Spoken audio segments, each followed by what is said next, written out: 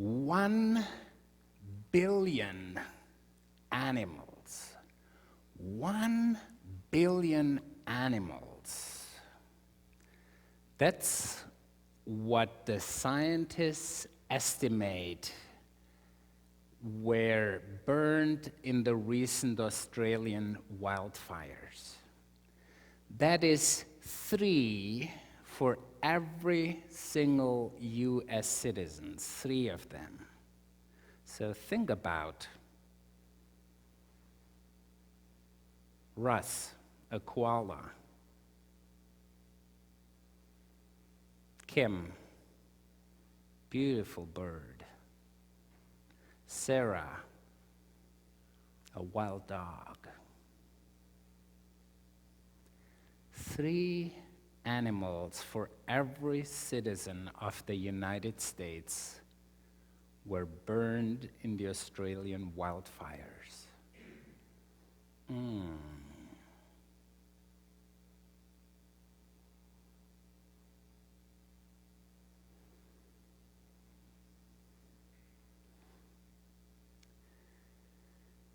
I have a colleague. Several months ago, he woke up from a terrible nightmare. He saw himself on top of his mother,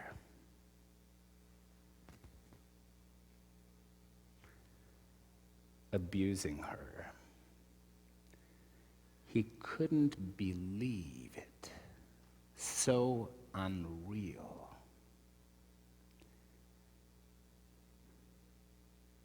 And he had this insight soon after that nightmare.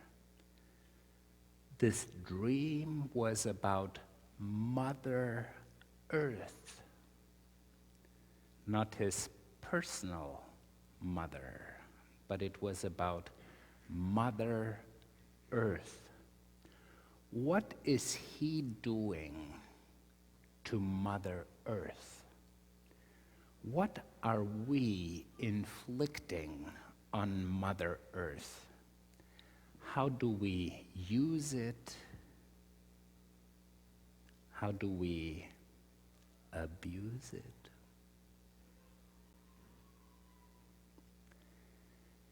It's hard to wrap our minds around that. And my friends, I'm wrestling with this myself. I'm wrestling with it because much of our church history and many churches currently still are anti-science. To me, science is rock solid real. It's real as your phone in your pocket, as real as the cancer treatment, as real as your thermometer that shows you how hot it is inside or how cold it is outside. That's science, that's real. And scientists tells us this is real, my friends. It's real. Climate crisis, creation crisis, it's real. We have different ways of dealing with reality. We can do this, la la la la la la la la la la la, it's not true, it's not true, it's not true. That may be the first denial step, like, it's too big, it's shock. I can't stop talking about it. Too much. Going under your covers. Or you may feel totally overwhelmed and think like, I cannot do a thing. Or you may get really frustrated, really angry. You may think like, about others who are inflicting harm. The question is, for me, what can you, what can I, and what can we together do to let reality sink in, to deal with the shock, with being overwhelmed, but then taking one step further to reflect on what can we do? What can you and I do?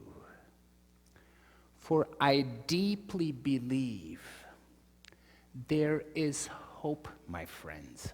With God, there is always hope.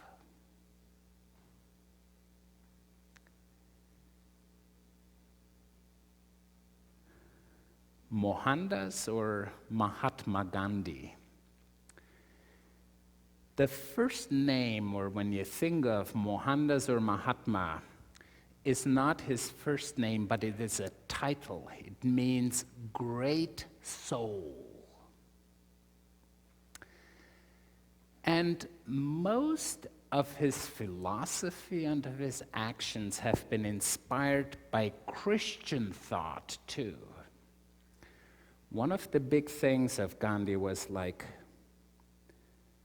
why do you as Christians do not act more like Jesus?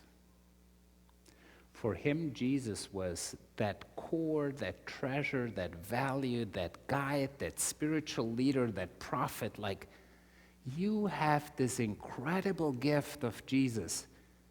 Focus on him. Don't become Hindus or Buddhists or anything else. Focus on Jesus. You have the treasure right there.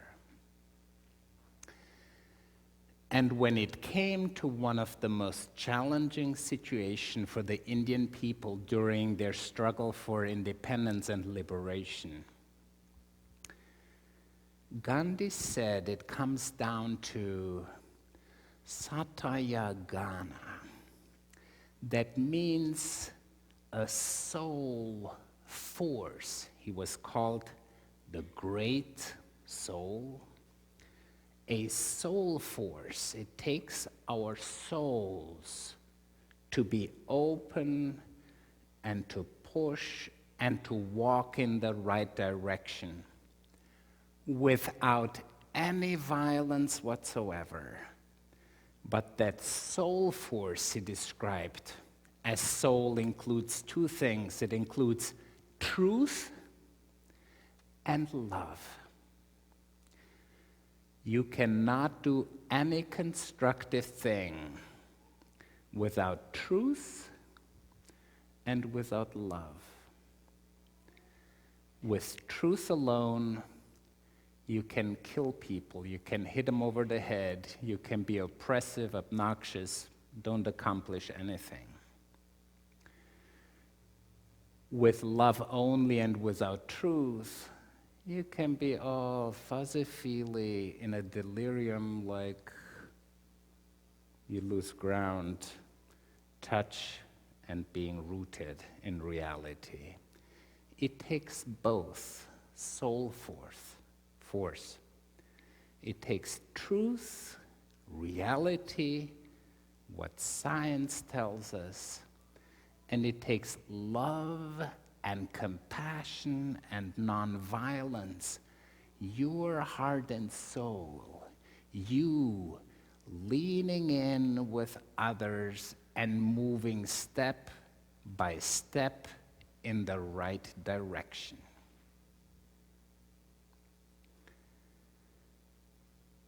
That's what our parable is about. When you hear the message, are you receptive? Do you let the seed fall on fertile soil in you? Or do distractions or other things take precedence? Will you listen to Jesus? in his approach where he integrated truth and passion and care, just like Gandhi did as well. What can you do? Let it sink in, my friends. Let it sink in. It's real. Just like with grieving, there are many things going on in you, in us as we grieve. But then we can also take actions. And our first spiritual approach as people of faith we're looking for a change of heart. We cannot do or request of others to do what we do not do ourselves. Again, Gandhi, be the change. Don't tell anyone else to not do that if you're doing it. It all starts with you and with me, that we walk the walk, we talk the walk, we walk the talk. Our actions will show what we are about. And then there are very specific small steps we can take. We actually have 48 of them on the table in the foyer. There are steps, very specific things that you and I can do to move slowly in the direction of making a change, but it all starts with us, with our hearts, with our human souls.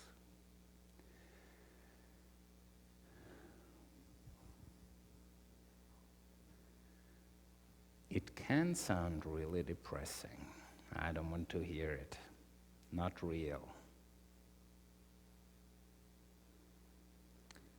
I don't get these koalas out of my mind. Those animals and the people. What are we gonna do about it? What are we together as people of faith? What are we gonna do about it?